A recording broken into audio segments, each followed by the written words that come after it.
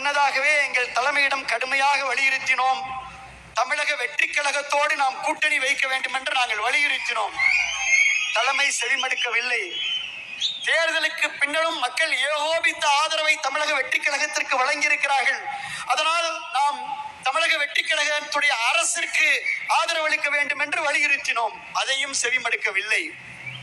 ஆனால் இதை செவிமடுக்காத அந்த தலைமை, தனிப்பட்ட ஒருவர், இயற்கைக்கு முரணாக எந்த திராவிட முன்னேற்ற கழகம் தீய சக்தி என்று புரட்சி தலைவர் எம்ஜிஆர் சொன்னாரோ அந்த தீய சக்தியோடு கூட்டு வைத்து ஆட்சி அமைக்க முயன்றதிலே எங்களுக்கு உடன்பாடு இல்லை.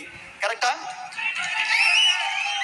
திராவிட முன்னேற்ற கழகத்தோடு கூட்டு வைப்பதற்கு யாருக்காவது உடன்பாடு இருக்கிறதா? இல்லை.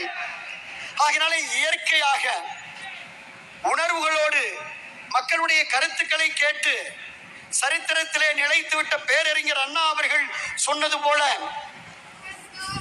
எதிர்கொண்ட முதல் தேர்தலிலே ஒட்டுமொத்த இந்தியாவையும் திரும்பி பார்க்க வைத்து தமிழ்நாட்டின் அரசியல் திசையை தீர்மானித்து அண்டை மாநிலங்களை அதிர வைத்திருக்கும் மக்கள் விரும்பிய மாற்றத்தின் சக்தி நம்முடைய முதலமைச்சர் அவர்கள்.